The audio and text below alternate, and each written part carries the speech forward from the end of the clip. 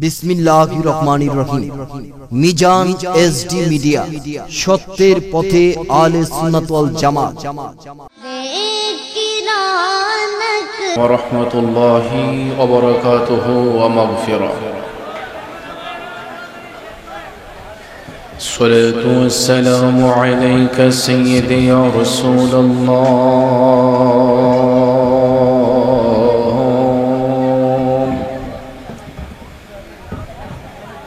الصلاة والسلام عليك سيدي يا حبيب الله.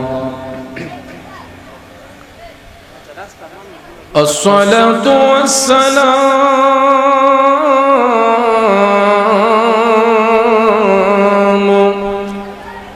عليك يا شافع المذنبين.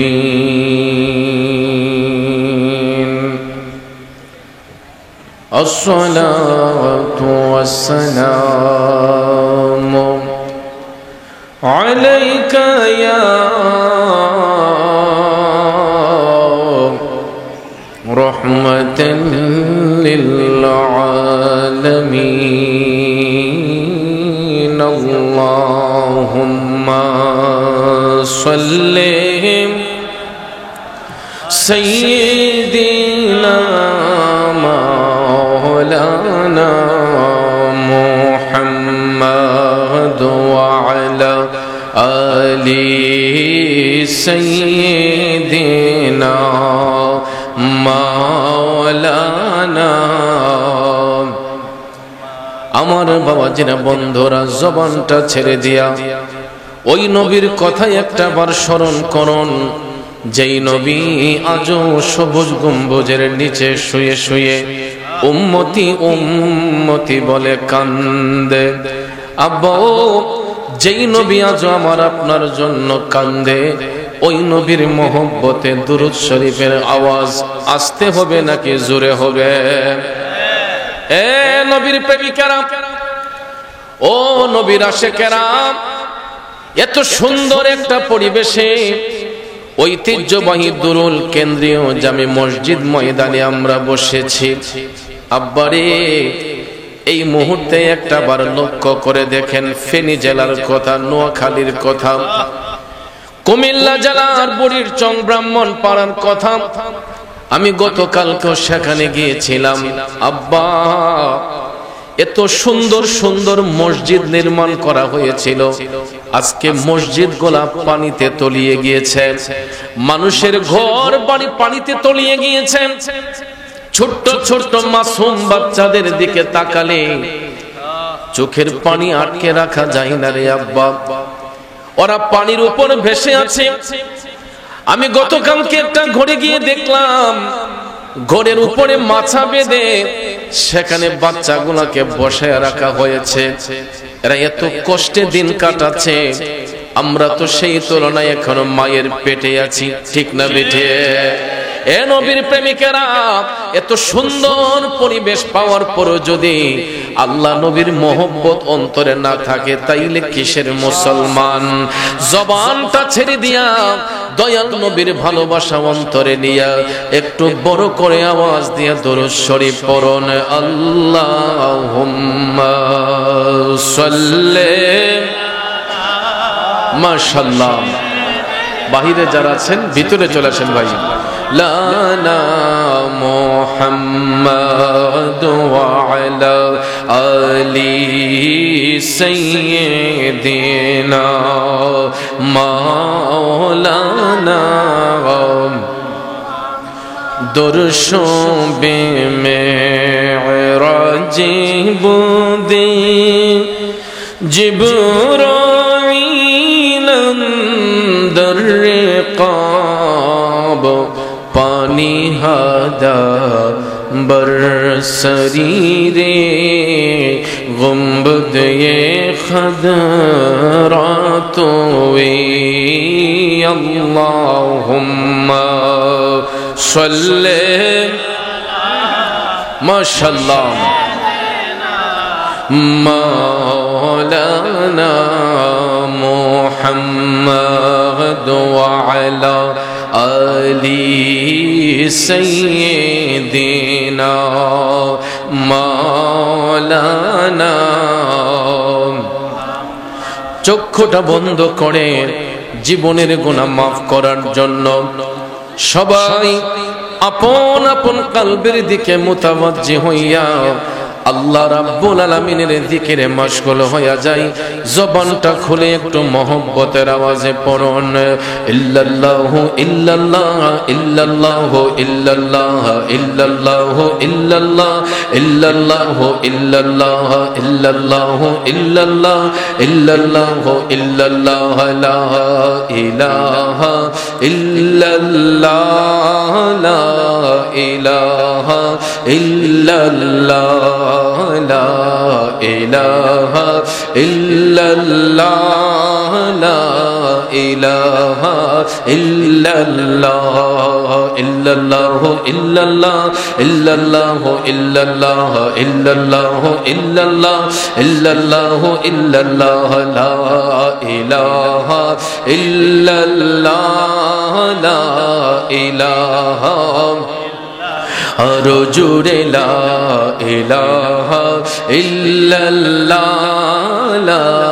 ইলাহা ইল্লাল্লাহ হাসবি রব্বি জাল্লাল্লাহ মা ফি কলবি গায়রুল্লাহ হাসবি রব্বি জাল্লাল্লাহ মা في قلبي غير الله نور محمد صلى الله لا إله إلا الله إلا الله إلا الله إلا الله إلا الله إلا الله إلا الله إلا الله إلا الله لا إله إلا الله لا إله আরো জোরে লা ইলাহা ইল্লাল্লাহ লা ইলাহা ইল্লাল্লাহ পড়িয়ে লা ইলাহা ইল্লাল্লাহ লা ইলাহা লা ইলাহা ইল্লাল্লাহু মুহাম্মাদুর রাসূলুল্লাহ সাল্লাল্লাহু আলাইহি ওয়াসাল্লাম। একটা জবান বন্ধ রাখবেন না, জবান খুলে উচ্চ স্বরে বলুন আল্লাহু আকবার। আর একটু প্রাণ খুলে বলুন ইয়া রাসূলুল্লাহ। জবানটা ছেড়ে দিয়া মধুর কণ্ঠে আওয়াজ দিয়ে বলুন ইয়া ওয়ালি আল্লাহ। বিসমিল্লাহির রহমানির রহিম।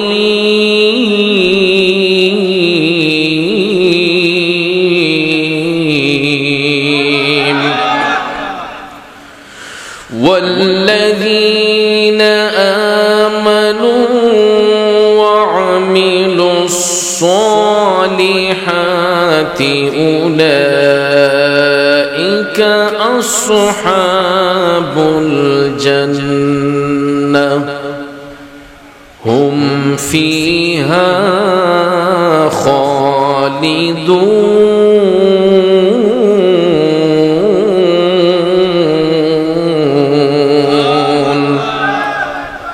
صدق الله العظيم وصدق رسوله النبي الحبيب الكريم ونحن على ذلك من الشاهدين والشاكرين والحمد لله رب العالمين ربي صل وسلم وبارك عليه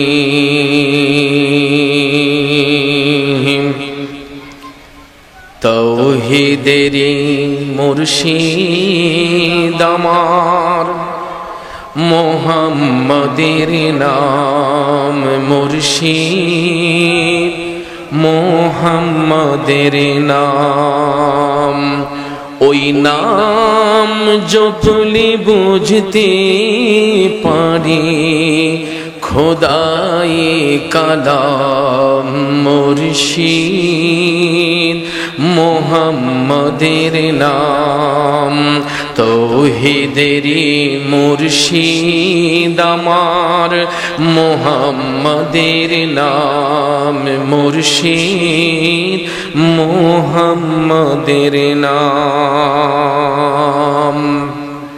আম্মা বা'দ, উপস্থিত ঐতিহ্যবাহী নবীনগর উপজেলার অন্তর্গত দরুল কেন্দ্রীয় জামে মসজিদ ময়দানে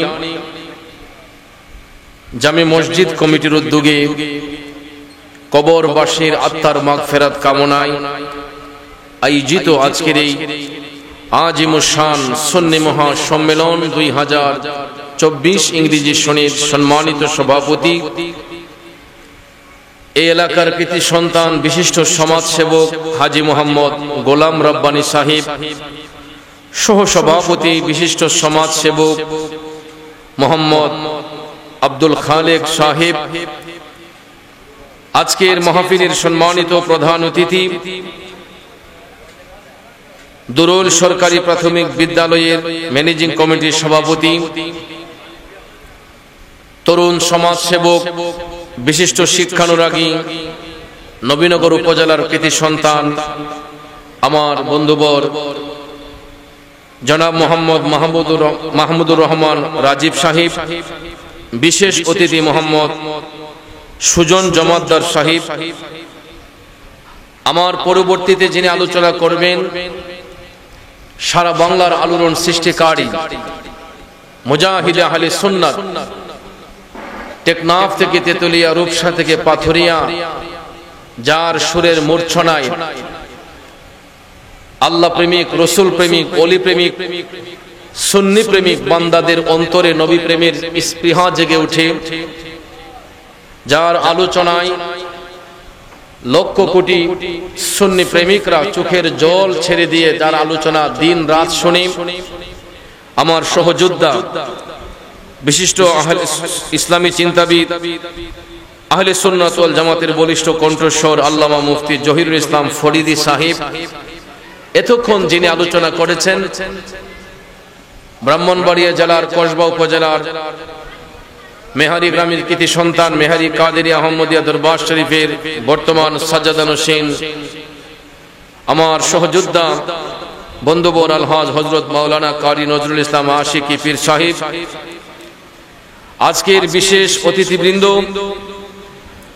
প্রধান পৃষ্ঠপোষক বিশিষ্ট সমাজসেবক মোহাম্মদ নাসিরউদ্দিন সরকার সাহেব, আমন্ত্রিত বিশেষ অতিথির মধ্যে অনেকের নাম এখানে, প্রত্যেকের নাম নেওয়াটা বিশেষ প্রয়োজন ছিল, সবার নাম উল্লেখ করতে না পারলেও সকলের প্রতি আমার আন্তরিক ভালোবাসা শ্রদ্ধা রইল।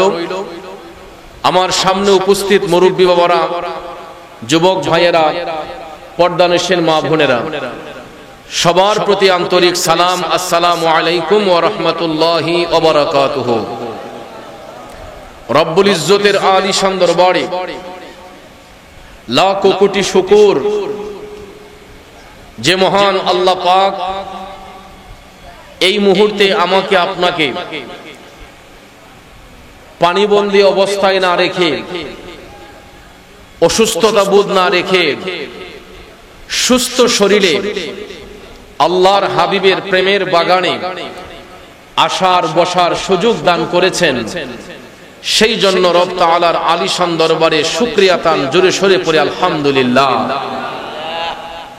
প্রশংসা জ্ঞাপন করছি সেই মহান রসুল ইজ্জত, রসুল আরবি, যিনি দু জাহানের সরদার, উম্মতের দরদি, শাফাতের কান্ডারি, যিনি হায়াতুন নবী, জিন্দা নবী, যেই নবীর শুভাগমন না হলে আসমান জমিন চন্দ্র সূর্য লৌহ কলম আকাশ বাতাস মাটি পানি কিছুই সৃষ্টি হতো না, যেই নবীর শুভাগমন না হলে আমরা মানুষ হিসেবে শ্রেষ্ঠ জাতিরূপে স্বীকৃতি পেতাম না, যেই নবীর শুভাগমন না হলে উম্মত হিসেবে আমরা দামি হতে পারতাম না, একমাত্র পেরেছি সেই নবী দু জাহানের কারণে আমরা সেই শ্রেষ্ঠ নবীর শ্রেষ্ঠ উম্মত হয়ে দুনিয়ার স্বাদ গ্রহণ করতে পেরেছি।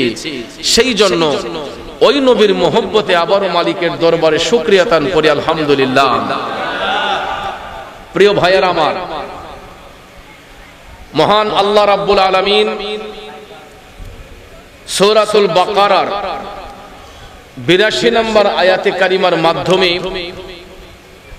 আল্লাহ পাক ঈমানদারদেরকে ডেকে বলেছেন যে যারা আল্লাহর প্রতি ঈমান আনবে, পরকালের প্রতি যারা ঈমান আনবে, আল্লাহর হাবিবকে যারা বিশ্বাস করবে, ওই সমস্ত ঈমানদার যারা ঈমান এবং ইখলাসের সহিত যারা সৎ কাজ করবে, ভালো কাজ করবে, আল্লাহ রাব্বুল আলামিন ওই সমস্ত ব্যক্তিদেরকে জান্নাতে প্রবেশ করাবে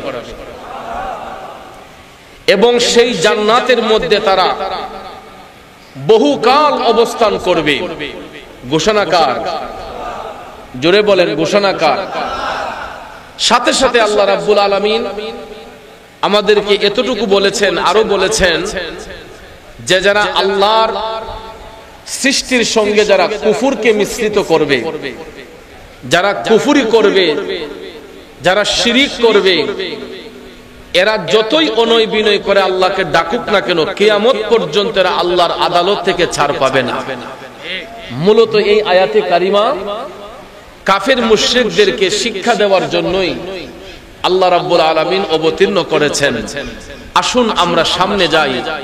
আল্লাহ রাব্বুল আলামিন স্পষ্ট করে সূরা বাকারার 82 নম্বর আয়াতে কারিমায় ঘোষণা করেছেন। জানার আগ্রহ আছে আপনাদের? বিসমিল্লাহির রহমানির রহিম ওয়াল্লাযীনা আমানু ওয়া আমিলুস সালিহাতি উলাইকা আসহাবুল জান্নাহ। একটা জবানও বন্ধ রাখবেন না, উচ্চ স্বরে বলুন আল্লাহু আকবার। বন্ধুরা আমার, আল্লাহ রাব্বুল আলামিন বলেছেন, ও জগৎবাসীরা শুনো, যারা ঈমান আনবে, যারা ঈমান আনয়ন করবে এবং যারা সৎ কাজ করবে, আল্লাহ রাব্বুল আলামিন বলেন এরাই হবে জান্নাতি, এরাই হবে জান্নাতের অধিবাসী। সাথে সাথে আল্লাহ রাব্বুল আলামিন বলতেছেন হুম ফিহা খালিদুন, আর সেখানে তারা অনন্তকাল অবস্থান করবে, চিরকাল অবস্থান করবে। ও বন্ধুরা আমার, বাবাজিরা, এই আয়াতে পাকের সরল তরজমা উপস্থাপন করলাম। এবার এই আয়াতে কারিমার তাফসীর করতে গিয়ে রুহুল বয়ান প্রমাণ করেছে আল্লাহ রাব্বুল আলামিন এই বিশ্বভুবনের মধ্যে যত জাতি সৃষ্টি করেছেন, এরই মধ্যে সর্বশ্রেষ্ঠ জাতি রূপে স্বীকৃতি দিয়েছিলেন মানব জাতিকে। ওই মানব জাতির মধ্যে হতে কিছু কিছু মানুষ আমার আল্লাহকে বিশ্বাস করে না, এরা হলো নাস্তিক। আবার ধর্মের মধ্যে বিভক্তি হয়ে কেউ হিন্দু, কেউ বৌদ্ধ, কেউ খ্রিস্টান, কেউ ইহুদি, কেউ নাসারা, ওই সমস্ত ধর্মের বিভাজন যার মধ্যে রয়েছে। অনেক বিধর্মীদের মধ্যেও অনেকেই আল্লাহর সঙ্গে কুফরি করেছে। আবার সত্য ধর্মে দাখিল হওয়ার পরেও, ইসলাম ধর্ম কবুল করার পরেও অনেক ভাই কুফরের মধ্যে লিপ্ত হয়ে যায়। কথা কোন আছে না নাই? মূলত আল্লাহ রাব্বুল আলামিন কাফের মুশরিকদের দাঁত ভাঙা জবাব দিয়েছেন। তাফসীরে রুহুল বয়ান প্রমাণ করেছে কাফের মুশরিকরা তারা কুফরিতে লিপ্ত ছিল, তারা অন্যায় অত্যাচারের মধ্যে লিপ্ত ছিল। এরা যদি কখনো আল্লাহকে অনয় বিনয় করে ডাকে, কিন্তু হাসরের ময়দানে আল্লাহ তাদেরকে ক্ষমা করবে না। এবং ভাইয়েরা আমার, যারা অন্যায় করেছে, যারা জুলুম করেছে, এরা যদিও মুমিন হয়ে থাকে, ওই মুমিনদেরকে আল্লাহ রাব্বুল আলামিন আপন করুণার দ্বারা তাদেরকে দয়া করতেও পারেন। আল্লাহ ইচ্ছে করলে তাদেরকে শাস্তিও দিতে পারেন। ঠিক না বিঠে? এই জন্য আল্লাহ রাব্বুল আলামিন সূরা বাকারার 82 নম্বর আয়াতে কারিমার মাধ্যমে বলেছেন, যারা ঈমান আনবে, যারা বিশ্বাস স্থাপন করবে এবং যারা ইখলাসের সহিত ভালো কাজ করবে, সৎ কাজ করবে, এরাই হবে জান্নাতের অধিবাসী। আর যারা অন্যায় অত্যাচারে দাবিত হবে, এরা জান্নাত পাবে দূরের কথা, এরা জান্নাতের সুগন্ধ পর্যন্ত পাবে না, এদের স্থান হয়ে যাবে জাহান্নামের মধ্যে। ঠিক কিনা বলেন? আর ওই সংবাদটা পৌঁছে দেবার জন্য আল্লাহ রাব্বুল আলামিন এই বিশ্বভুবনের মধ্যে এমন একজন নবী প্রেরণ করেছেন গো, যিনি কোন নির্দিষ্ট গোত্রের নবী না, নির্দিষ্ট ব্যক্তির নবী না, তিনি হলেন 7 আসমান 7 জমিনের নবী, তিনি হলেন 80,000 আলমের নবী, তিনি আল্লাহর হাবিব, যার উপাধি হলো রাহমাতাল লিল আলামিন। কথা বলেন ঠিক কিনা? এই জন্য আশেক কয়, প্রেমিক কয়, নবী ছাড়া ওই কবরে নাই রে বান্ধব নাই, নবী ছাড়া ওই কবরে নাই রে বান্ধব নাই, হাসরেতে নবী ছাড়া নাই দরদি নাই, হাসরেতে নবী ছাড়া নাই দরদি নাই, নবী ছাড়া ওই কবরে নাই রে শান্তি নাই, নবী ছাড়া ওই কবরে নাই রে বান্ধব নাই। একটা জবানও বন্ধ রাখবেন না, আওয়াজ করে বলুন না ঠিক কিনা? নবীর প্রেমিকেরা, আল্লাহ রাব্বুল আলামিন এই বিশ্বভুবনের মধ্যে রাহমাতাল লিল আলামিন নবীকে পাঠাইয়া দুনিয়া সম্পর্কে আমাদেরকে জানিয়েছেন, আখিরাত সম্পর্কে আমাদেরকে জানিয়েছেন, জান্নাত সম্পর্কে জানিয়েছেন, জাহান্নাম সম্পর্কে জানিয়েছেন। যদি দয়াল নবী পৃথিবীতে না আসতেন গো, আজকে কি সত্য মিথ্যার পার্থক্য নির্ণয় করতে পারতাম? নবী না আসলে সত্য প্রচার হতো না, নবী না আসলে আমরা সত্য মিথ্যার পার্থক্য নির্ণয় করতে পারতাম না। এই জন্য কবি বলেছেন, সত্যের দাওয়াতে দিলেন নবীজি, আমরা সত্যের দাওয়াতে দিলে আল্লাহ পাক রাজি। কথা বলেন ঠিক কিনা? সত্যের দাওয়াতে দিলেন নবীজি, আমরা সত্যের দাওয়াতে দিলে আল্লাহ পাক রাজি।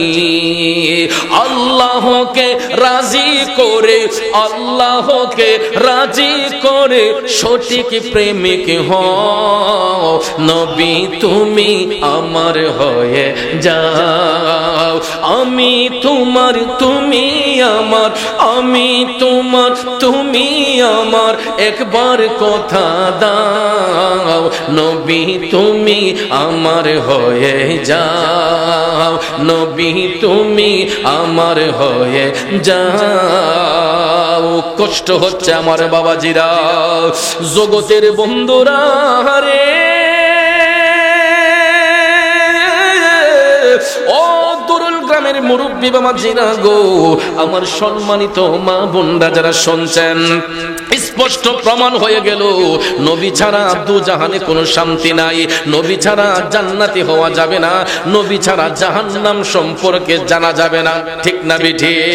তাইলে যেই নবীর কারণে সত্য মিথ্যার পার্থক্য নির্ণয় করলাম, যেই নবীর কারণে জান্নাতের শুভ সংবাদ পাইলাম, ওই নবীর গোলামি করার প্রয়োজন আছে না নাই? কার কার আছে দুইটা হাত তুলে দেখাই।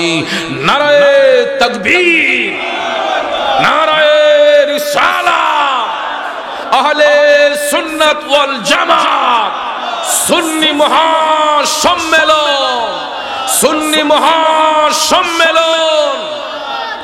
কষ্ট হয়েছে বাজান? রাগ করেছেন আপনারা? একটু মনোযোগ, লম্বা চড়া কথা বলে আপনাদের মনোযোগ নষ্ট করব না। আমার নবীর গোলামির মাধ্যমে সাহাবায়ে কেরাম এরা সত্য প্রচারে অগ্রণী ভূমিকা পালন করেছেন। বর্তমান পরিস্থিতির সামঞ্জস্যে কিছু কথা আপনাদের সামনে তুলে ধরতে চাই বাজান। হযরতে ওমর ইবনুল খাত্তাব রাদিয়াল্লাহু তাআলা আনহু আমার নবীর একজন প্রিয় সাহাবী ছিলেন। সত্য প্রচারে যেই ওমর আপন সন্তানকে পর্যন্ত ছাড় দেন নাই, ঠিক না বিঠিক? ন্যায়ের শাসন করতে গিয়ে আপন পুত্র আবু শামাকে পর্যন্ত হযরত ওমর ছাড় দেন নাই। এই জন্য যিনি ছিলেন একজন ন্যায় বিচারক, আমার নবীর আদর্শের সৈনিক হযরতে ওমর ইবনুল খাত্তাব রাদিয়াল্লাহু তাআলা আনহু, যখন তিনি মদিনার রাষ্ট্রনায়ক হলেন, মদিনার রাষ্ট্রনায়ক যখন হযরতে ওমর হলেন, দায়িত্ব পাবার পরে হযরতে ওমর নিজের আমৃত্যুকে বিসর্জন দিয়েছিলেন, নিজের আমৃত্যুকে বিসর্জন দিয়েছিলেন। রাষ্ট্রনায়ক হযরতে ওমর যেই জামাটা গায়ের মধ্যে পরতেন বাজার, ওই জামাটা যদি কোনো দিক দিয়ে একটু ছিঁড়ে যেত, রাষ্ট্রনায়ক হযরত ওমর নতুন কাপড় কেনার জন্য পাগল হতেন না। এই পুরাতন কাপড়টাকে আবার সেলাই করে তিনি গায়ের মধ্যে পরতেন। কেমন রাষ্ট্রনায়ক হযরত ওমর! রাষ্ট্রের দায়িত্ব যখন পাইলেন, হযরত ওমর ওই দায়িত্বটা পালন করার জন্য তিনি প্রতিদিন দিনের বেলা তিনি অফিসিয়াল কাজ করতেন, আর রাত বেলা যখন হয়ে যেত, সন্ধ্যা গড়িয়ে যাবার পরে চতুর্দিক যখন অন্ধকার হয়ে যেত, হযরতে ওমর হাতের মধ্যে একটা লাইট নিয়ে, একটা হারিকেন নিয়ে তিনি পুরাটা মদিনা শহর গলিতে গলিতে হাঁটতেন। কারো ঘরের মধ্যে কোনো দুঃখ কষ্ট আছে কিনা এটা বোঝার জন্য হযরতে ওমর রাতের বেলা মদিনার অলিতে গলিতে হাঁটতেন। কারো ঘরে কোনো দুঃখ কষ্ট আছে কিনা, গরিব দুঃখী মেহনতি মানুষের কষ্ট বোঝার জন্য হযরতে ওমর তিনি রাতের বেলা মক্কা মদিনার অলিতে গলিতে হাঁটতেন। আমার বাবাজিরা, সেই উমরের সৈনিকরা এখনো দুনিয়াতে আছে, ঠিক কিনা বলেন? ওই উমরের সৈনিকগুলা এখনো দুনিয়াতে আছে। আমি যখন গতকালকে বনিচং গেলাম, ব্রাহ্মণপাড়া গেলাম, দেখলাম গাড়ি বোঝাই করে হাজার হাজার মানুষ, এরা মানুষের সেবার মধ্যে দাবিত হয়ে গেছে। অনেকে ট্রাক ভর্তি করে নৌকা নিয়ে গেছে, কারণ ওই এলাকায় তো তারা কখনো কল্পনা করতে পারে নাই এরা পানিবন্দী হবে। হযরতে ওমর যে আদর্শ আমাদেরকে শিখিয়েছে, আমি গতকালকে বুড়িচং যাইয়া বুঝতে পারলাম যে উমরের সৈনিকগুলা এখনো দুনিয়াতে আছে। বিভিন্ন স্বেচ্ছাসেবী সংগঠনগুলা এরা গাড়ি ভর্তি করে অনেক অনেক অনুদান নিয়ে, আমি দেখলাম নৌকা যুগে যেই বাড়িগুলা পানির নিচে চলে গেছে, হযরতে ওমর যেই রকম ভাবে রাষ্ট্রের সেবায় নিয়োজিত থাকতেন, এখন পর্যন্ত সেই উমরের সৈনিকগুলা আমি দেখলাম গতকালকে নৌকা দিয়ে কেউ পানির মধ্যে নাইমা এই যে পানিবন্দী মানুষগুলাকে উপকার করার জন্য অনেকের বাড়ি করে যাইয়া তারা সহায়তা করছে। ভাইয়ার আমার, বন্ধুরা আমার, হাত তুলে দোয়া করলেই শুধু দোয়া হয় না, মনের মধ্যে একটা দোয়া ছেড়ে বাজান। কষ্টের মানুষগুলা যখন পানিবন্দী হয়ে আছে, তাদেরকে যখন একটু সহযোগিতা করবেন, এদের অন্তর খুলে যখন আল্লাহকে একবার ডাক মারবে, ওই ডাকের উসিলায় আল্লাহ রাব্বুল আলামিন আমাকে আপনাকে ক্ষমা করতে পারে কি পারে না? আরো জোরে কোন পারে কি পারে না? বিশ্বাস যদি না হয়, আপনারা নিজের চোখে গিয়ে দেখে আসবেন এই বানবাসী মানুষগুলা কত কষ্টে দিন কাটাচ্ছে। আল্লাহ রাব্বুল আলামিন তো আমাদেরকে এখনো সুস্থ রেখেছে। ওরে দুরুল গ্রামের বাবাজিরা, রাষ্ট্রনায়ক হযরতে ওমর মদিনার রাষ্ট্রনায়ক যখন হইলেন, রাতের বেলা তিনি একটা আলো হাতের মধ্যে নিয়ে মদিনার অলিতে গলিতে তিনি হাঁটতেছেন। হাঁটতে হাঁটতে তিনি দেখতেছেন একটা ঘরের দরজা একটু ফাঁকা, ঘরের মধ্যে মিটমিট করে আলো জ্বলতেছে। হযরতে ওমর ওই ঘরের দরজাটা খোলা দেইকা তিনি হাইটা হাইটা সামনে গেলেন। এ বন্ধুরা আমার, জান্নাতি কিভাবে হওয়া যায় শুনুন। হযরতে ওমর হাইটা হাইটা ঘরের পাশে যখন অবস্থান করলেন, তিনি ঘরের দরজার চিপা দিয়ে তাকাইয়া দেখলেন তিনটা বাচ্চা, তিনটা অবুঝ শিশু চিৎকার করে কান্নাকাটি করতেছে। তিনটা বাচ্চা ঘরের ভিতর কান্নাকাটি করতেছে। এরা তাদের মারে ডাক দিয়া বলছে, মা, পেটের মধ্যে প্রচন্ড ক্ষুধা লাগছে গো মা, তাড়াতাড়ি আমাদেরকে খাবার দাও। পেটের মধ্যে ক্ষুধা লাগছে মা, তাড়াতাড়ি খাবার দাও। ঘরের মধ্যে কোনো খাবার নাই, ঘরের মধ্যে কোনো খাবার নাই। ওই ছেলেগুলার বাবা দুনিয়াতে নাই। মা দিনের বেলা পাহাড়ে যাইয়া কাঠ কোড়াইতো, বনে যাইয়া কাঠ কোড়াইয়া ওই কাঠগোলা বিক্রি করে সন্ধ্যাবেলা বাচ্চাদেরকে আইনা খাবার খাওয়াইতো। ওই দিনে মা অসুস্থ ছিল, ঘরের মধ্যে কোনো খাবার আনতে পারে নাই, এই জন্য চুলাতে আগুন জ্বলে না। তার তারপরে বাচ্চাগুলা যখন পেটের ক্ষুধায় যখন কাতর হইয়া কান্না করতেছে, ওই দরদি মা বাচ্চাদেরকে সান্ত্বনা দেওয়ার জন্য একটা ডেকসি চুলার মধ্যে বসাইয়া চুলার নিচে আগুন দিয়া শুধু গরম পানির মধ্যে কাটে দিয়া নাড়াচাড়ি করতেছে। বাচ্চাগুলা কান্দে আর মা ডাক দিয়া কয় খাবার হয়ে যাচ্ছে। আপনারা বলুন তো ডেকসির ভিতরে কোনো খাবার আছে? মা বাচ্চাদেরকে সান্ত্বনা দিয়ে বলছে একটু অপেক্ষা কর জাদুরা, কিছুক্ষণের মধ্যে খাবার তৈরি হয়ে যাবে। আসলে কিন্তু ডেকসিতে খাবার নাই। মা এই কারণে সান্ত্বনা দিচ্ছে যে কান্না করতে করতে বাচ্চাগুলা ঘুমায়া যাবে, এই জন্য রাতের বেলায় আর কান্না করবে না, দিনে যাইয়া কাঠ করে আবার বাচ্চাদেরকে কাঠ বিক্রি করাই না খাওয়াইব। ওই মা বাচ্চাদেরকে সান্ত্বনা দেওয়ার জন্য চুলার মধ্যে ডেকসি বসাইয়া শুধু কাঠে দিয়া নাড়াচাড়া করে, কিন্তু ডেকসির মধ্যে কোনো খাবার নাই। বন্ধুরা আমার, হযরতে ওমর এই দৃশ্যটা তাকায়া তাকায়া দেখতেছেন। ওই মহিলাটা বাচ্চাদেরকে সান্ত্বনা দিচ্ছে আর হযরতে ওমরকে ইচ্ছে মতো বকাবকি করতেছে। মহিলাটা না যাই না হযরতে ওমরকে বকাবকি করতেছে। ওমরের মতো রাষ্ট্রনায়ক এই রাজ্যে দরকার নাই। কষ্টের কারণে সরকারকে বকাবকি করতেছে যে উমরের মতো রাষ্ট্রনায়ক মদিনাতে দরকার নাই। যেই রাষ্ট্রনায়ক থাকার পরেও আমি একজন গরিব মানুষ আমার বাচ্চাদেরকে নিয়ে কষ্ট করতেছি, এমন রাষ্ট্রনায়কের কোনো প্রয়োজন নাই। হযরতে উমর ওই কথাটা কান দিয়া শুনলেন। যদি পৃথিবীর অন্য কোন জায়গার রাষ্ট্রনায়ক হতো, সাথে সাথে ওই মহিলাকে শাস্তি দিত যে সরকারকে বকাবকি করতেছে। কথা কোন ঠিক না বেটি? আমার যুবক বন্ধুরা, মহিলা যখন হযরতে ওমরকে দোষারোপ করছে গো, ওমর টপ টপ করে চোখের পানি ছাইরা কান্না শুরু করলেন। আহারে, বাচ্চাগুলা আমার জন্য আজকে খাবারে কষ্ট করতেছে। সঙ্গে সঙ্গে হযরতে ওমর নিজের পরিচয়টা গোপন করে ফেললেন যাতে মহিলা না বুঝতে পারে তিনি রাষ্ট্রনায়ক হযরতে ওমর।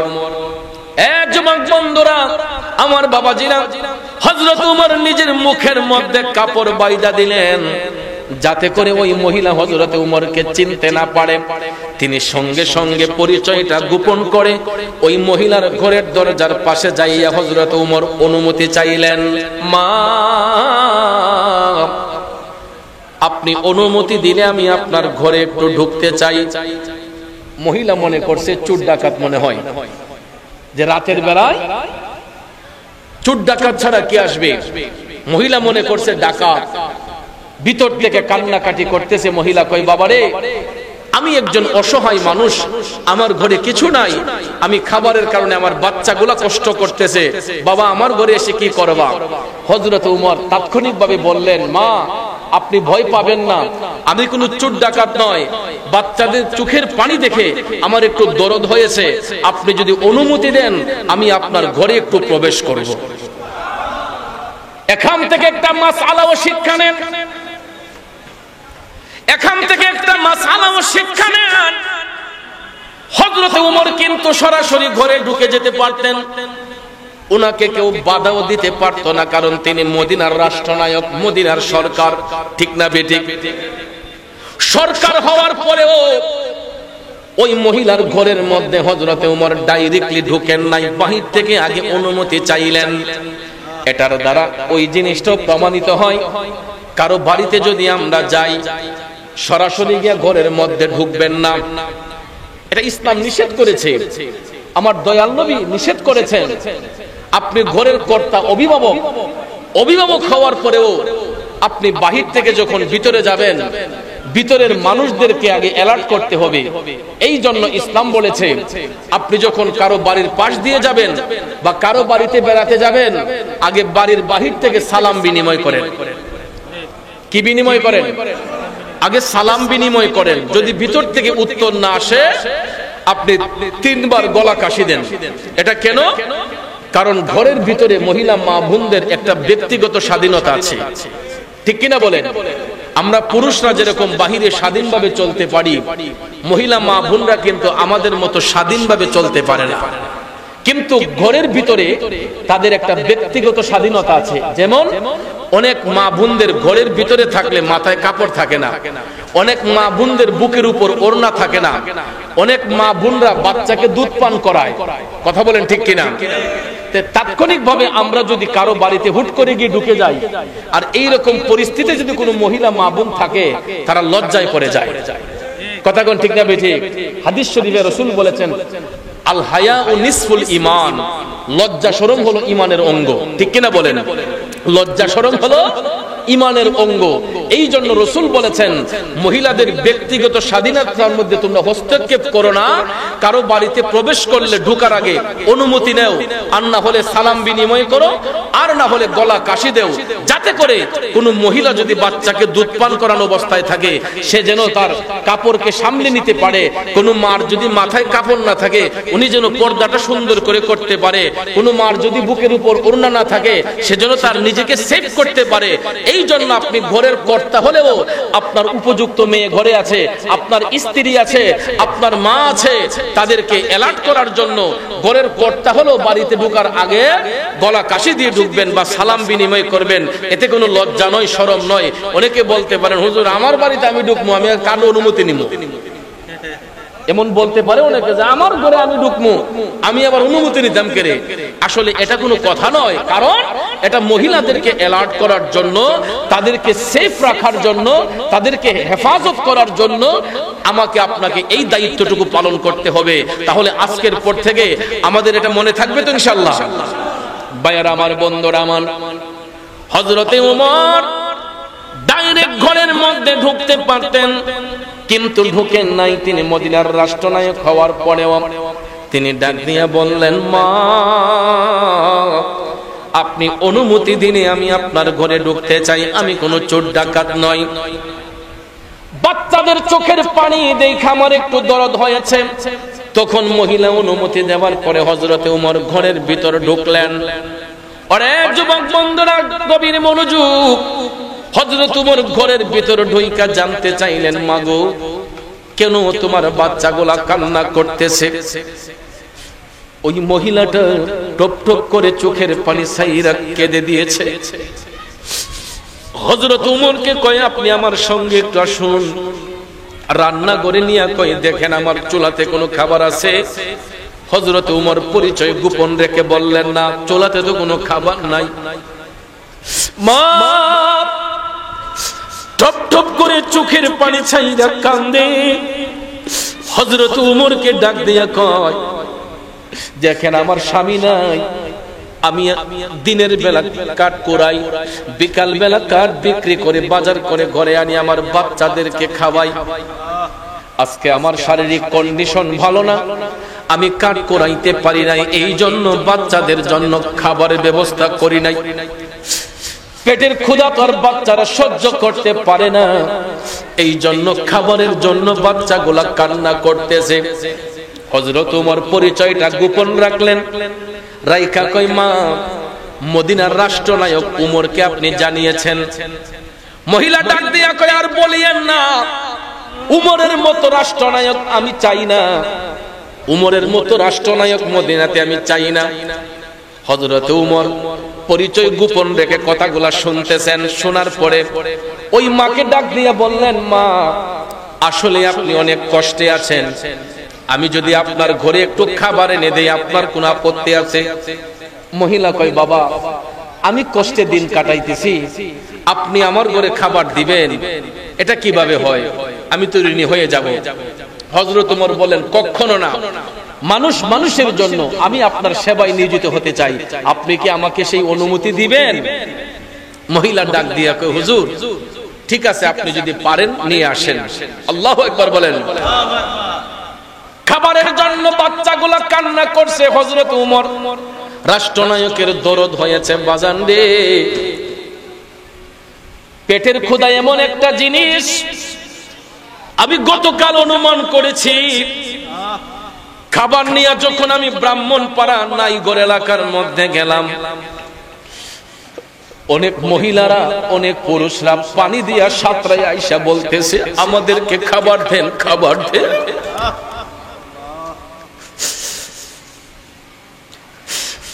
আমার মহিলা মা বোনরা পর্যন্ত পানি দিয়া সাঁতরায়া সাঁতরায়া বুক পর্যন্ত পানি, সাঁতার পানি। আমি যখন নৌকাটা নিয়ে গেলাম এরা কান্না করতেছে, গো ভাই আমাদেরকে খাবার দিয়া যান, খাবার দিয়া যান। আমার ইচ্ছে হয়েছিল আমার পুরাটা সম্পদ বিক্রি করে যদি তাদেরকে দিয়ে দেই, তারপরে মনে হয় তাদের ঋণ শোধ করতে পারবো।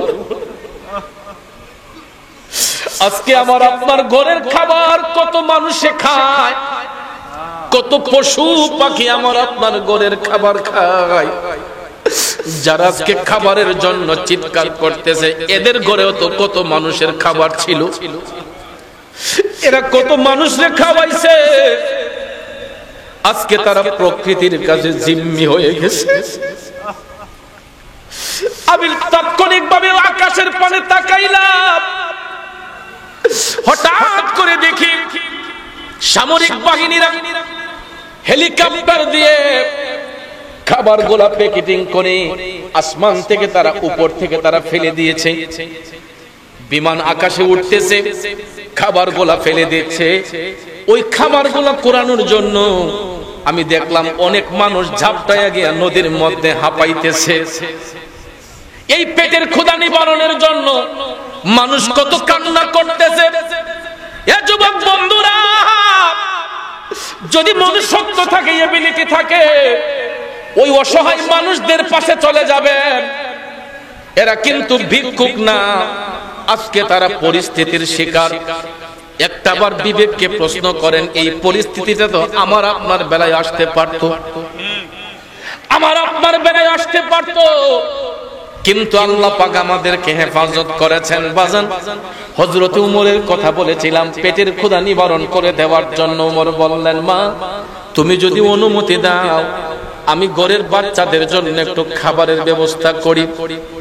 অনুমতি পাইয়া রাষ্ট্রনায়ক হযরত উমর তিনি বাইতুল মালে গেলেন, খাদ্য গোদামে গেলেন, একটা আটার বস্তা টান দিলেন। হযরত উমরের পার্সোনাল সেক্রেটারি যিনি ছিলেন উনি বলতেছে, হুজুর আটার বস্তাটা আমার মাথায় উঠাইয়া দেন। রাষ্ট্রনায়ক হযরত উমর বলে, কখনো না, অন্যায় করেছি আমি, শাস্তি ভোগ করবা তুমি, এটা হইতে পারে না। দাও আটার বস্তা আমার মাথায় দাও। টান দিয়া হযরত উমর আটার বস্তাটা নিজের মাথার মধ্যে নিলেন। এ বন্ধু চিন্তা করেন, তিনি মদিনার সরকার, হযরত উমর মদিনার সরকার। আটার বস্তাটা সেক্রেটারির মাথায় দেন নাই, নিজের মাথার মধ্যে আটার বস্তা বহন কইরা হযরতে উমর তিনি আটার বস্তা নিজের মাথার মধ্যে বহন কইরা হাইটা হাইটা আবার মহিলার বাড়িতে আসলেন। বাহির থেকে ডাক দিলেন, মাগো আমি আগে যে এসেছিলাম, আপনি অনুমতি দিলে ঘরে কি একটু ঢুকতে পারি? মা ডাক দিয়া কয়, ঠিক আছে আসেন। তখন সঙ্গে সঙ্গে হযরত ওমর ঘরের মধ্যে যাইয়া আটার বস্তাটা মাথা থেকে নামাইলেন। যুবক বন্ধুরা, আমার বাবাজিরা, মানব সেবা কারে কয়, সমাজ সেবক কারে কয়, সরকার কারে বলে এবার বুঝেন। হযরতে উমর আমার দয়াল নবীর আদর্শে আদর্শিত সৈনিক। উমর আটার বস্তাটা মাথা থেকে নামাইয়া ডাক দিয়া কয়, মা আপনি অনুমতি দিলে আমি কি রান্নার ঘরে একটু যেতে পারি? মহিলা কয়, রান্নার ঘরে আপনি কি করবেন? হযরত উমর কয়, আমার একটু দায়িত্ব আছে, আপনি কি আমাকে অনুমতি দিবেন?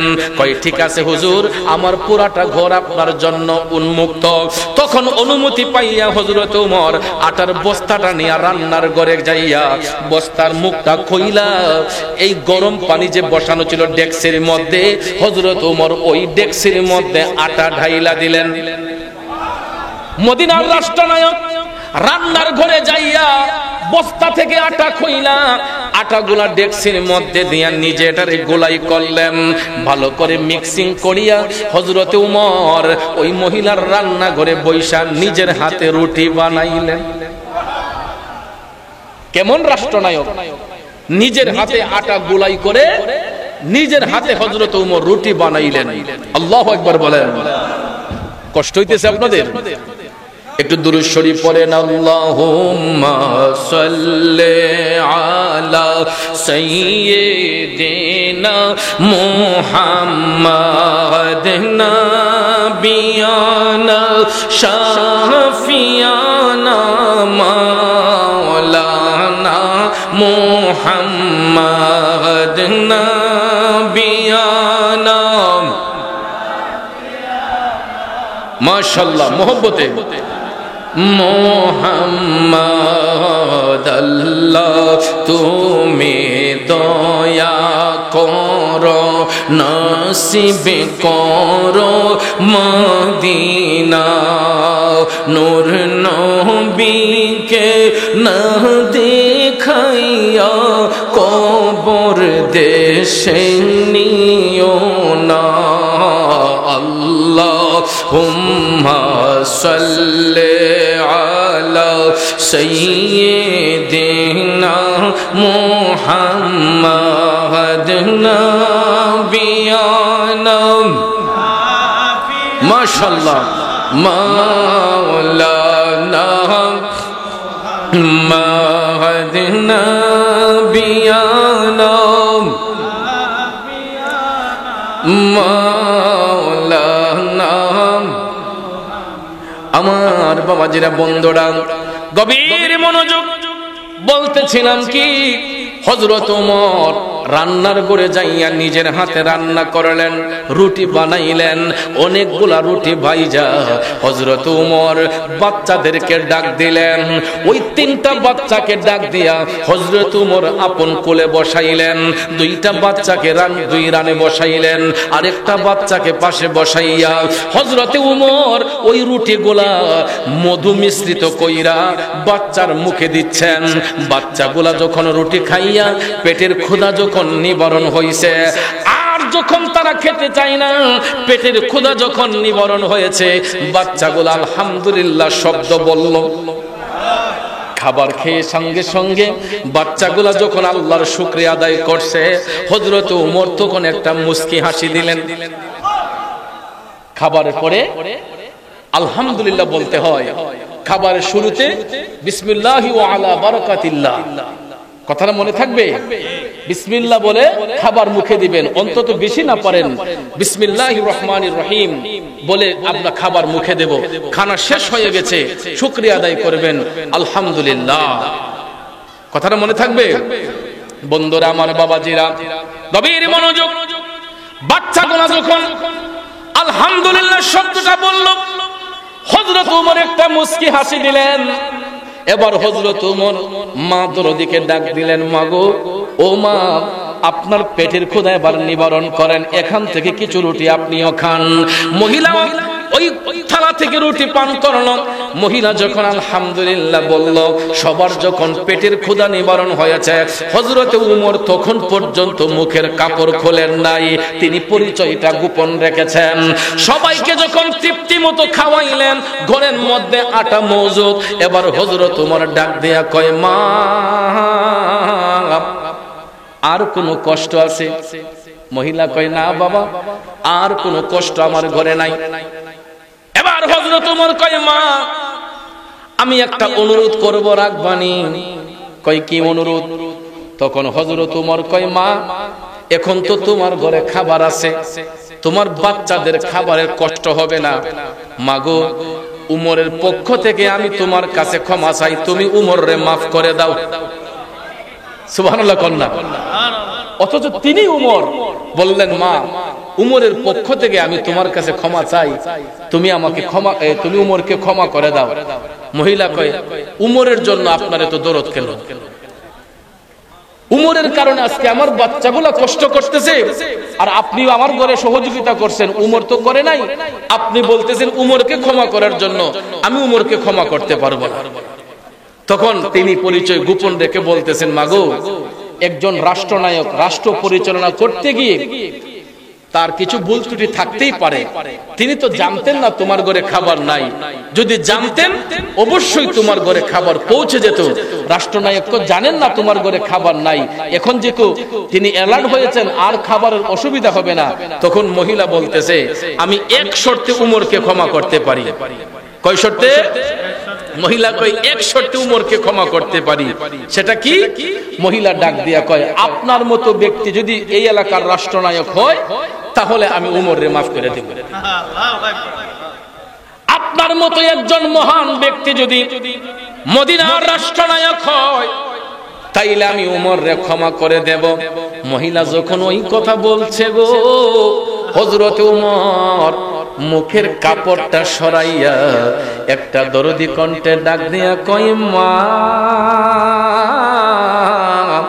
ও দরদি মা একটু তাকাও নাই দেখে। মহিলাটা যখন ফিরাইয়া তাকাইছে, তাকাইয়া যখন দেখছে তিনি হযরতে উমর, মহিলার কি আর কোন হুঁশ আছে?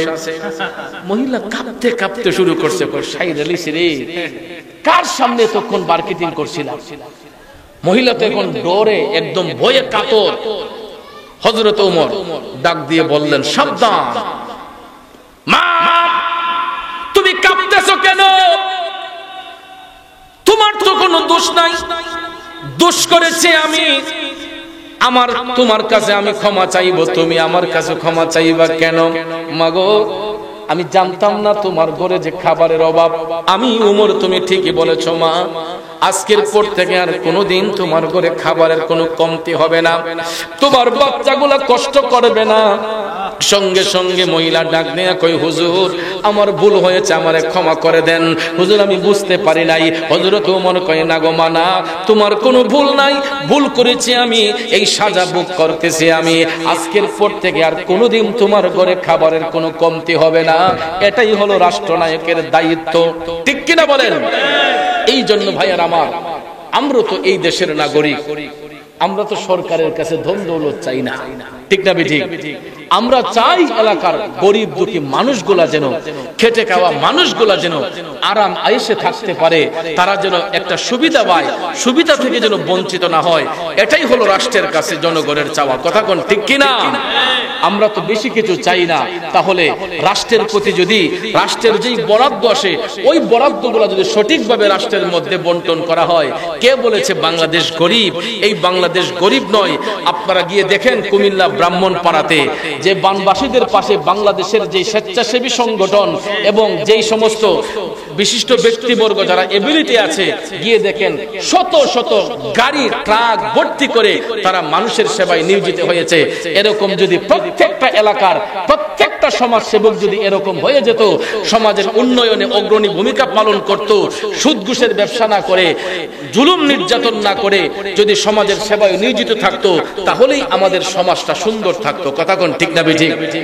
এই দেশে দুর্ভিক্ষ আসতো না, এই দেশের মানুষ অশান্তিতে থাকতো না, প্রত্যেকটা মানুষের ঘরে শান্তি ফিরে আসতো। তাহলে বলুন আমরা সত্যের পথে থাকতে চাই কি চাই না? আরেকটু জোরে বলেন চাই কি চাই না? কারা কারা চাই দুইটা হাত তুলে দেখাই। নারায়ে তাকবীর, নারায়ে রিসালাত, আহলে সুন্নাত ওয়াল জামাত, সুন্নি মহাসম্মেলন। ভাইয়ার আমার, কমিটি থেকে আমাকে আবদার করা হয়েছিল একটু জিকির করার জন্য। তো জিকির তো একটা উত্তম ইবাদত, কথা কোন ঠিক কিনা? কিন্তু বর্তমান সময়ে আমার জিকির করতে ভয় লাগে। কারণ আমরা জিকির করি আল্লাহর মহব্বতে, নবীর মহব্বতে, আল্লাহকে পাবার জন্য, রসুলকে পাবার জন্য আমরা জিকির করি। কিন্তু দেখা যায় আমাদের জিকিরকে কেটে এইগুলার ভিতরে ডিজে গান ঢুকাইয়া দেয়। আমাদের জিকিরের ভিতরে দেখা যায় অনেক বাজে বাজে গান ঢুকাইয়া দেয়। এগুলা বড় লজ্জা লাগে, বড় কষ্ট লাগে। মুসলিম সমাজে বসবাস করে যেই দেশে 95% মুসলমান বাস করে, এই 95% মুসলমানের দেশে যদি এই রকম কাজ কোন মুসলমানে করে, জিকিরকে নিয়ে ক্রিটিসাইজ করে, আপনারা বলুন এটা কি আল্লাহর আদালত থেকে কখনো মুক্তি পাবে? আল্লাহর আদালত থেকে কখনো ছাড় পাবে না যারা জিকিরকে নিয়ে ইনকার করে। কারণ আমরা জিকির করি আল্লাহকে রাজি খুশি করার জন্য, কথা বলেন ঠিক না বেঠিক? তাহলে ভাইয়ার আমার, জিকির করলে তো আত্মা শুদ্ধ হয়।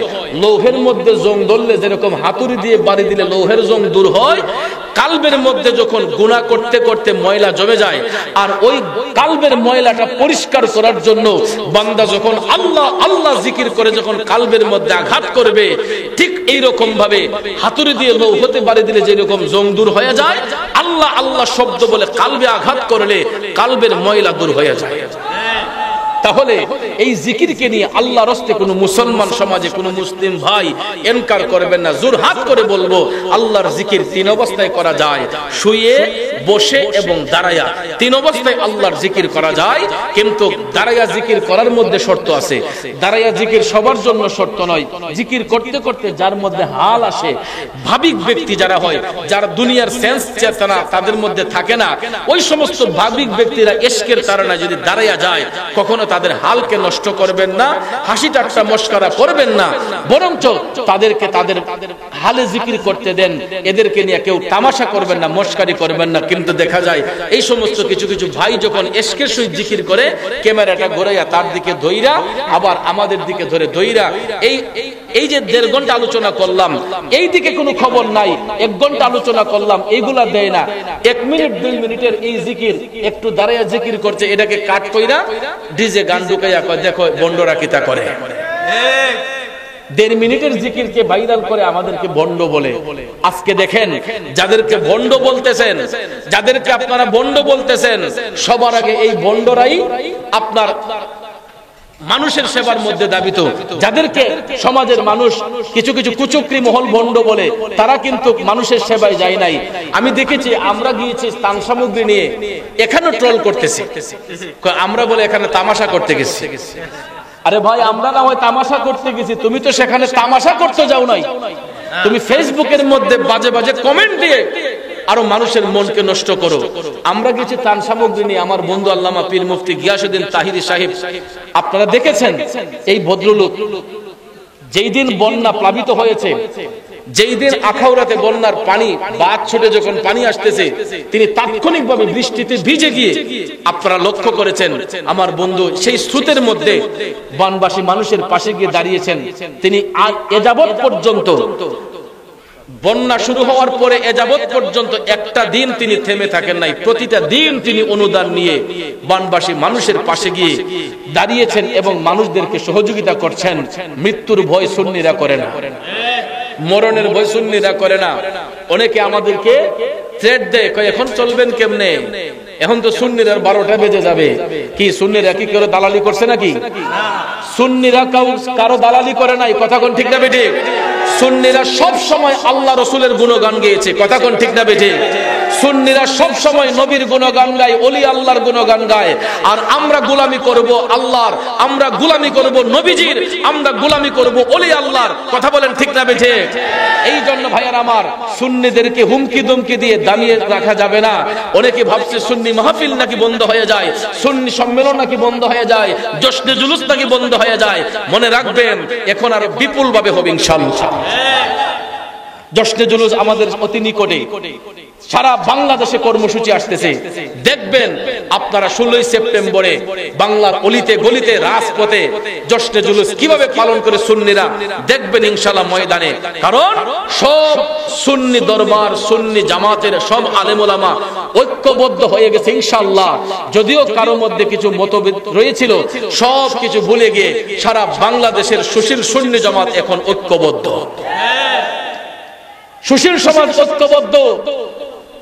আজকে 27 আগস্ট একটা দিন গিয়েছে, এটা সুন্নিদের একটা হৃদয় বিদারক একটা দিন গিয়েছে।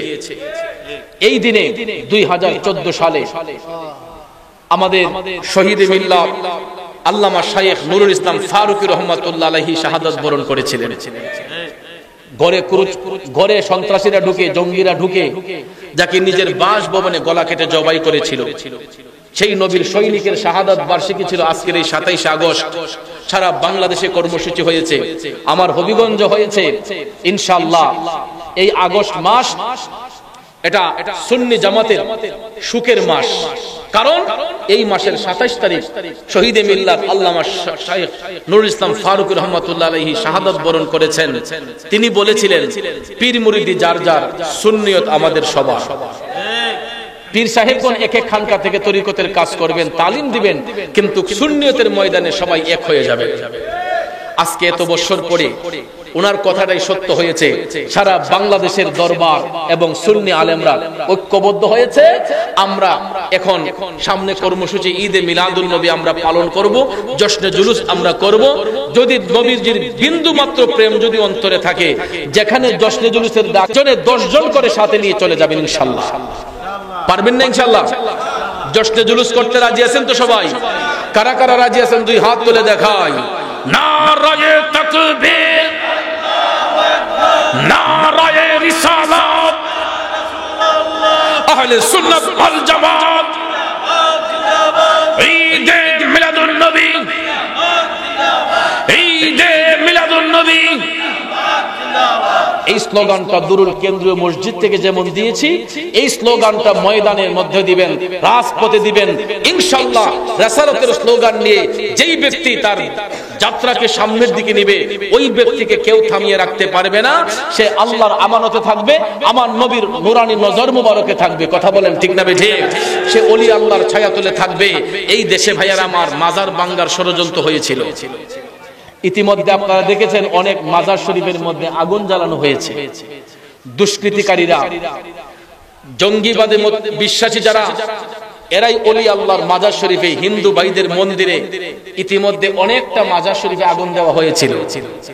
আল্লাহ কতটা আগুন দিবি, আমি রহমতের পানি দেব, এমন দেওয়া দিছে। এখন আর আগুন লাগিয়ে মাজার শরীফ জ্বালাইতে পারবে না, আমার আল্লাহ পানি ঢাইলা দিছে। কথা কোন ঠিক না বেঠিক? এই জন্য সাবধান হয়ে যাবেন। যারাই আল্লাহর ওলিদেরকে নিয়ে তামাশা করবে, যারা আল্লাহর ওলিদেরকে নিয়ে বদনাম রটাবে, এরা কখনো ইহকালও শান্তি পাবে না, পরকালও শান্তি পাবে না। এরা আল্লাহর আদালত থেকে কখনো মুক্তি পাবে না। সত্যের পথে এরা বাধা যতদিন থাকবে, এরা নিপাত যাবে, সত্য উজ্জীবিত হবে। আমরা সত্যের ছায়াতলে থাকতে চাই কি চাই না? আল্লাহ রাব্বুল আলামিন আমি সহ আমাদের সকলকে আহলে সুন্নাত ওয়াল জামাতের পতাকা তলে থাকার তৌফিক দান করুক। সকলে কোন আমিন। আমরা একটু জিকির করব, রাজি আছেন সবাই? শুধু আল্লাহ আল্লাহ জিকির করবেন। আমরা আল্লাহ আল্লাহ জিকির করব, কালবের মধ্যে আঘাত দিব, একসঙ্গে এক তালে সবাই জিকির করবেন। জিকিরের মধ্যে আদব রাখবেন। আল্লাহ রাব্বুল আলামিন যেন আমাদের কালবকে প্রসারিত করেন। সকলে আমিন বলেন। সবাই চক্ষু বন্ধ করে আমার সাথে একটু জিকির করেন। ইসমে জাত। আমাকে আগে আগে বলা হয়েছে যে 12টার ভিতরেই ক্লোজ করার জন্য। তো ইনশাআল্লাহ যদিও আরো 15 মিনিট আছে, আমি তো এই এলাকায় সব সময় আসি, আলোচনা করি। ফরিদি সাহেব ইতিমধ্যে হয়তো এসেছেন, ওনার আলোচনা শোনার জন্য অনেকেই অধীর আগ্রহী বসে আছেন। আপনারা ফরিদি ভাইয়ের আলোচনা শুনবেন। তবে এই আরেকটি কথা হলো, আমার তাইরি হুজুরের রুহানি সন্তান, আমারও ছেলে শায়ের মোহাম্মদ শাহিন আলম, উনি একজন নবী প্রেমিক, সুন্নি প্রেমিক। ইতিমধ্যে তিনি আমাদের মধ্যে নিয়ে এসেছেন একটি জিকিরে মুস্তাফা সাল্লাল্লাহু আলাইহি ওয়াসাল্লাম। এখানে আমাদের অনেক গজল আছে, আমার লেখা, তাইরি সাহেবের লেখা অনেক গজল তিনি এখানে সংগ্রহ করে সংকলিত করেছেন। আপনারা এটা শাহিন আলমের কাছ থেকে 50 টাকা দিয়ে নিয়ে যাবেন। কত 50 টাকা কত দিকে খরচ হয়? নবীর মহব্বতে নবীজির শান ঘরে রাখবেন, নিজে পড়বেন, বাচ্চাদেরকে উৎসাহিত করবেন। আর এই জিনিসটা অত্যন্ত গুরুত্বপূর্ণ একটা জিনিস। আমরা টাকা দিয়ে অনেক কিছু কিনি, কিন্তু এইগুলা কিনে ঘরের মধ্যে রাখলে অনেক বালা মুসিবত, বদনজর এগুলা ঘরে প্রবেশ করে না। এখানে আমি দেখতে পেয়েছি নবীজির জুতা মুবারকের নকশা, তারপরে নবীজির ব্যবহৃত আংটি মুবারকের নকশা। স্বপ্ন যুগে রাসূল সাল্লাল্লাহু আলাইহি ওয়াসাল্লামের দিদার লাভে ধন্য হবেন, যে কোনো নেক নিয়ত ইনশাআল্লাহ পূরণ হবে। সাহাবী গাছ, এই আল্লামা নুরুল ইসলাম ফারুকী রহমাতুল্লাহ আলাইহির মাধ্যমে কিন্তু এই গাছটার পরিচিতি আমরা ভালো করে পেয়েছি। এই সাহাবী গাছের এবং নবীজির দাড়ি মুবারকের সেই স্মৃতি এখানে আছে। আপনারা এগুলা কিনে নিয়ে যাবেন। এটা 50 টাকা, এটা কত? এটাও 50 টাকা, 100 টাকা। আর কতজনই আমরা কত টাকা খরচ করি এগুলা শাহিন আলমের কাছ থেকে সবাই কিনে নিয়ে যাবেন। আর আমার সংক্ষিপ্ত আলোচনার মধ্যে, আমার কথায়, ভাষায়, আলোচনায়, ব্যবহারে কষ্ট পেয়ে থাকলে কষ্ট নেবেন না। পরিশেষে আমি আপনাদেরকে একটি কথা বলে যাচ্ছি, শুনেন। আমার আপনার ঘরের যে রেমিটেন্স যোদ্ধা যারা প্রবাসে আছে, এই প্রবাসীদের অনুদানে কিন্তু আজকে বানবাসী মানুষের অনেক উপকার হয়েছে। আমি একটা পেজ, আমার পেজে আমি যখন একটু সহযোগিতার হাত বাড়ালাম, আমি দেখলাম লন্ডন, আমেরিকা, জার্মানি, সৌদি আরব, মিডল ইস্টের অনেক দেশ থেকে, সিঙ্গাপুর সহ এই 2000, 5000, 4000, 10,000 এরকম ভাবে পাঠাইতে আছে। আমি অনেক টাকা আমার এই বিকাশ অ্যাকাউন্টে এসেছে, আমার বিকাশের লিমিট শেষ হয়ে গেছে টাকা আসতে আসতে। বুঝেন, এত পরিমাণে টাকা প্রবাসীরা মানুষের কল্যাণে দিয়েছেন। তাদের আমানত আমি বুঝিয়ে দেওয়ার জন্যই বানবাসীদের পাশে গিয়েছি। আমার ব্যক্তিগত তহবিল থেকে, আমাদের শফিক চৌধুরী মেমোরিয়াল ট্রাস্টের পক্ষ থেকে আমি আমার অনুদান নিয়ে এবং তাদের সেই আমানত থেকে টাকা দিয়ে আমি বানবাসীদের জন্য কিনে নিয়েছি। আরো কিছু টাকা আমার বিকাশ অ্যাকাউন্টে রয়েছে, আমার ব্যক্তিগত তহবিল, এবং এই টাকা এড করে আমি আবারও তাদের পাশে যাব। আমি বলেছি আমার এই কর্মসূচি অব্যাহত থাকবে যতদিন বন্যাবাসীরা বন্যার পানিতে বন্দী থাকবে, ততদিন পর্যন্ত শফিক চৌধুরী মেমোরিয়াল ট্রাস্ট তাদের পাশে থাকবে। সেই সাথে আপনাদেরকে বলবো, যার যার অবস্থান থেকে পারলে 5টা পরিবারের খাবার নিয়ে যান না। যদি 5টা পরিবারের খাবার নিয়ে না যেতে পারেন, একটা সংস্থার মধ্যে দিয়ে দেন, ভাই আমি 5টা পরিবারের খাবার দিলাম, ভাই আমি 2টা পরিবারের খাবার দিলাম। বেশি না পারেন অন্তত একটা পরিবারের খাবার দেন। 400 টাকাতে 300 থেকে 400 টাকা হলে একটা পরিবারের খাবার হয়। বানবাসীদের পাশে এই মুহূর্তে যদি না দাঁড়ান, কখন দাঁড়াবেন? এই জন্য আপনাদেরকে বলবো, পানিবন্দী মানুষের পাশে যাবেন। আমাদের ফরিদী সাহেবও, উনিও পানিবন্দী মানুষের পাশে তিনি গিয়েছেন ইনশাআল্লাহ। আমার ইলিয়াস মিয়া, আমার মুরিদ সন্তান, উনি সহযোগিতা করেছেন বানবাসীদের জন্য। আপনারাও যার যার অবস্থান, ইনশাআল্লাহ এটা অবশ্যই আমানতের সহিত তাদের কাছে পৌঁছানো হবে। আল্লাহর কসম, এই টাকাগুলা যেন কেউ ব্যক্তি স্বার্থে আমরা ব্যবহার না করি, এগুলা যেন প্রত্যেকটা অর্থ যেন বানবাসীদের কল্যাণে যেন যায়, গরিব মানুষের কল্যাণে যেন যায়। আল্লাহ তৌফিক দান করুক, সকলে আমিন বলেন। ফরিদ ভাই অত্যন্ত কষ্ট করছেন, উনি আলোচনা করবেন এবং ওনার আলোচনার পরে আপনাদের জন্য তাবারুকের ব্যবস্থা আছে। আপনারা তাবারুক গ্রহণ করে সকলে আপন আপন বাড়িতে যাবেন। সবাই ভালো থাকবেন। বিশেষ করে এই মাহফিল কমিটির সকল সদস্যদেরকে আমি মোবারকবাদ জানাই। যারা আজকের প্রধান অতিথি রাজীব ভাইকে আমি মোবারকবাদ জানাই, এবং এই কমিটির যত সদস্য আছেন সবাইকে আমি মোবারকবাদ জানাই এত সুন্দর একটি আয়োজন করার জন্য। বিশেষ করে আমার মুস্তাক জমাদ্দার, আমার রুহানি সন্তান, আমাকে দাওয়াত করেছেন তিনি আপনাদের পক্ষ থেকে। আল্লাহ যেন তাদের মনের মকসুদ যেন পূর্ণ করে, সকলে বলে আমিন। আসসালামু আলাইকুম ওয়া রাহমাতুল্লাহি ওয়া বারাকাতুহু। আমাদের ইউটিউব চ্যানেলটি সাবস্ক্রাইব করে আমাদের সাথে থেকে পাবেন বিভিন্ন সুন্নি পীর মাশায়েখদের ওয়াজ ও গজল। আমাদের ভিডিওটি ভালো লাগলে লাইক, কমেন্ট এবং ইসলামের ও সুন্নিয়তের প্রচারের স্বার্থে বেশি বেশি শেয়ার করুন। ধন্যবাদ। মোবাইল 01762277888। এছাড়াও আমাদের এখানে ওয়াজ মাহফিল, বিয়ে, গায়ে হলুদ, সেমিনার, যে কোনো অনুষ্ঠানে স্টেজ সাজানো সহ যে কোনো অনুষ্ঠানের ভিডিও কাজ করা হয়।